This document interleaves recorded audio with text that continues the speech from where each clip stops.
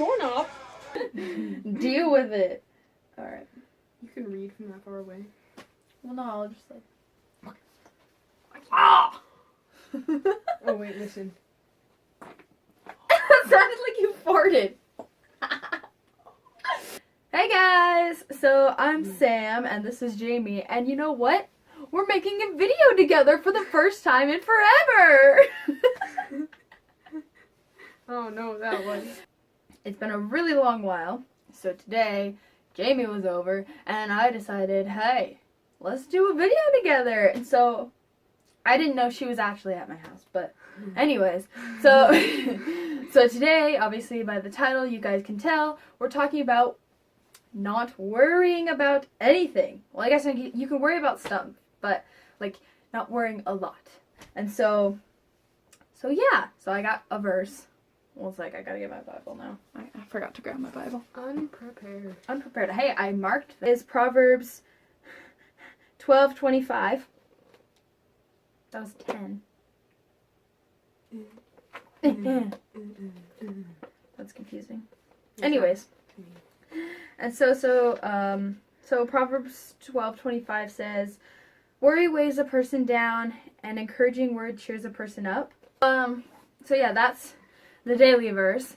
And so, I was thinking possibly, because I was thinking about staying into this video stuff for a while, hopefully, I was thinking maybe I could stay in Proverbs for a while, and just kind of look through it and, you know, do stuff with that, and, for a little bit. But tell me what you guys think, in the comments. Should I stay or should I go?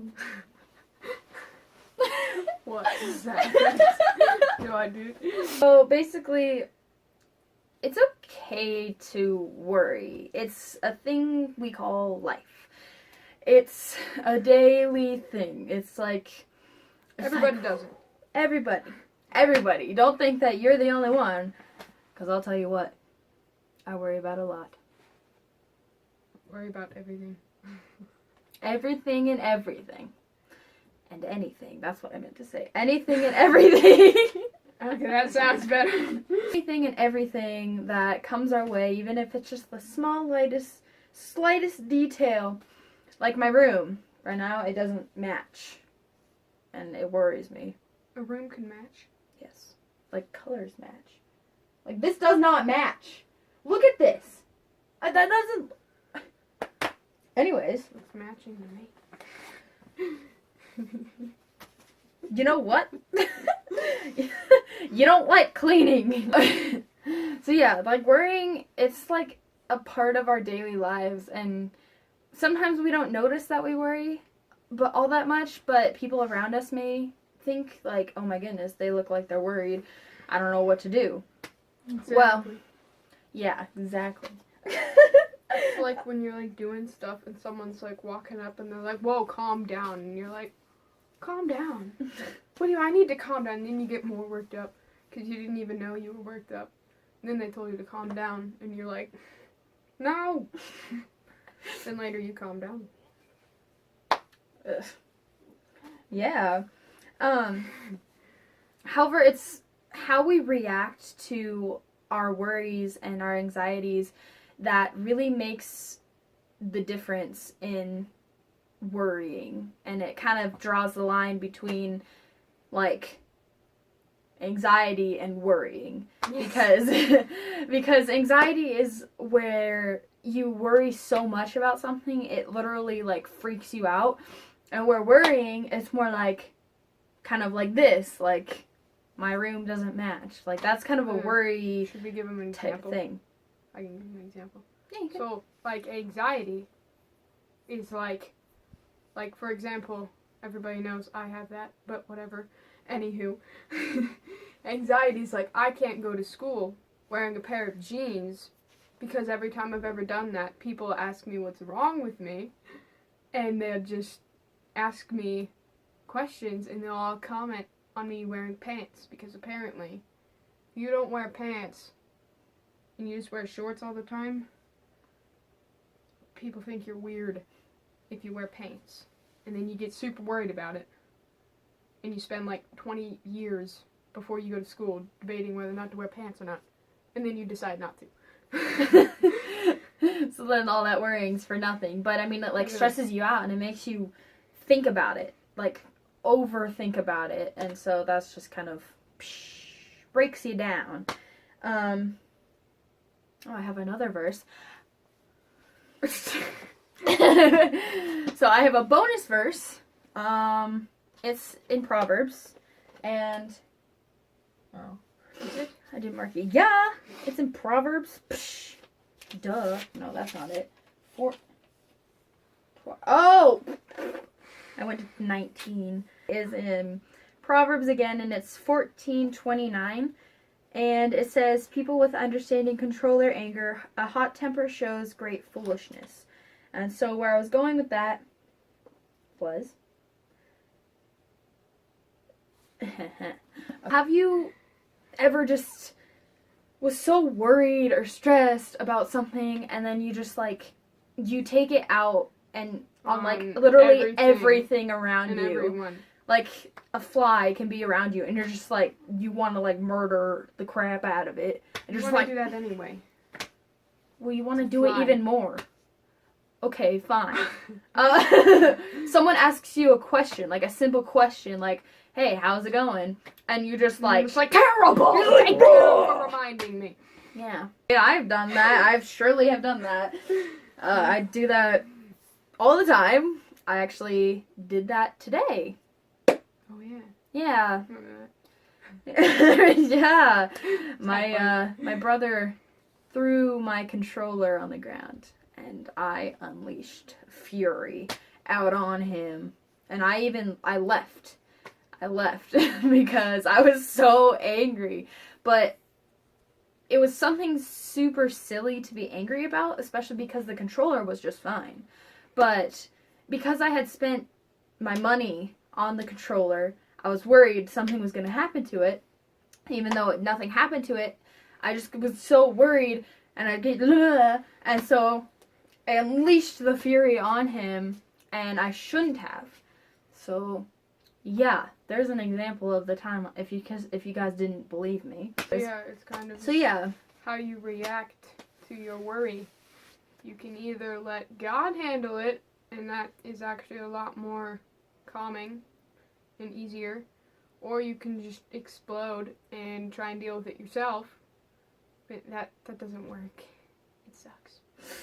no, because tried then it that. just like it brings more worry on yourself because you're not. Because then you worry Sharing if it. you will fail at making yourself okay when Yeah. you don't need to. Because God will do it. Yeah. Like, it's hard to catch yourself before you explode on someone who doesn't deserve the heat of all your issues.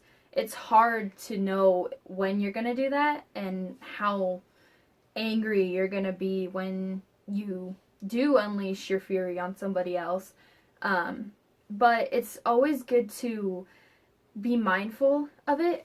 It's hard to do any sort of thing like that, but I mean, if you just kind of think, does this person really deserve what I'm about to deal them? Yes. Because that can save a ton of relationships in your family, your friends, your loved ones. Yeah. You know, anybody really that you are around, like your teachers or classmates or stuff like that. Even if you don't like somebody, you still need to be careful of what you say, because you never know really how the other person's going to take it, and they may think that, oh, they do this all the time, you know, whatever, brush it off. Or, you know, they may really take offense to it and, you know, start not liking you even more, or not liking you, and it could really make or break a friendship or anything like that. Future friendship. Yeah. Because people just think, oh, that's the person that gets mad about everything. Mhm. And then they won't even want to be... Like a new person in school or Yeah. something like that, or a Yeah. new person in town. Like how you deal with certain things really characterizes you as a person and how other people perceive you or tell other people about you. Like, oh, this person can't take jokes very well. They get all worked up about it, or, you know, stuff like that. And so, yeah. And so we need to learn, like, to give God all of our worries and anxieties, because he loves hearing about that kind of stuff, because he likes helping us with that kind of stuff. And anyways, so I have a second bonus verse, because we thought about this before we actually started recording. Gotta get my Bible. Okay. And so this bonus verse is in 1 Peter, and it's 5:7. You read it. Holy microscopic print. Oh. Give all your... I am not the most skilled reader, as you can all see. Oh, here we are. Give all your worries and cares to God, for he cares about you. It was rather short, but it's snap. But it gets meaningful. The point. Yes. Here's your Bible. Thank you. Yeah. That's actually not my Bible. Even though God already knows what you have going on, he kind of wants you to come tell him anyway, because he likes it when his children tell him, because then he can help them. And when we go to him about our problems, we learn to trust him and lean on him, and we learn that he actually will really help us more than any person ever could. Sometimes it's really hard, though, because you can't actually see, and sometimes you can't actually hear God. Once you get deeper into your relationship with him, you see and hear him all over the place. It might not be like you see him, but you see him in a way. It's complicated. It makes no sense, but it makes perfect sense once you experience it. Yeah. Yeah, because, like, God, this is how I look at it. He wants to be your best bud. And when you want a best bud, you normally talk to that best bud about anything and everything. And you don't worry about how they're gonna perceive what you tell them, because you know they're gonna help you, or they're gonna make you laugh, or anything like that, because that's what best buds do. However, he can't be our best bud if we don't try to be best buds with him either. And so we all have to learn to be the best friend that God wants to be with us. And we initially have to take the first step in order for a relationship to even start, for one, and to continue, because it's all up to us on what we do, what we see, what we listen to, what we read. It's all up to us, really, on how we approach having a best bud relationship with God. And yeah. And it's not like he's gonna like hate you or anything. He's not gonna be like, stop worrying and I'll throw you in the fiery pits of hell. He's gonna be like, stop worrying because I got this. Yeah. He's got it in control, and he's right there next to you all the time. I guess like right there. Right here. He's right here. Oh, Jesus. Welcome! But I mean, he's right next to you all the time. It's just whether or not you choose to acknowledge that and choose to take advantage of you having God next to you and with you all the time. You can ignore him, or you can just let him help you through life. Yeah, so if you guys need any help, need any prayers, need a friend to talk to about anything and everything,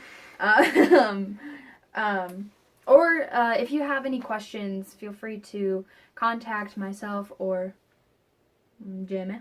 Jaime. We both have Facebook, Snapchat, Instagram. We both have cell phone numbers. If you have our cell phone number, feel free to hit us up. Yeah. Yeah, I mean, just talk to us. Yeah, and if you don't have any access to any of those, or if you are not our friend, that's very sad, for one, because we're pretty awesome, and you should be our friend. But good advertising. If you don't have any access to any of that, if you're not in contact with any of us already, feel free to just comment below, and we always look at that. I always look at the the comments. I try. Well, Computers are a struggle for me. yeah, they're pretty high tech, huh? Yeah. Yeah. If you have any suggestions, feel free to tell us about them, because we would love to hear them. If you like Don't think they're proverbs, stupid. Tell us. Yeah. Tell us! Proverbs or no proverbs? I forgot what I was gonna say. I don't know what you were gonna say, so I can't help. Anyways. I can fart with my hands. Wait. Anywho. So yeah. I hope that this helped you, and I hope that you guys have a wonderful day or night. Or evening. Or- Or afternoon. Yeah. Or, early morning. Whichever works for you. I mean, Yeah. it's evening for us. Is it? Yeah, it is. It's late. No, it's not that late, so it's Summer, not I night. don't know what day, time, year, where are we? It's June 30th. How do you know this stuff? Well, because I wrote it down just recently. Oh. I need to cut my nails. Well. Don't worry. Be happy. No. Bye. Farewell.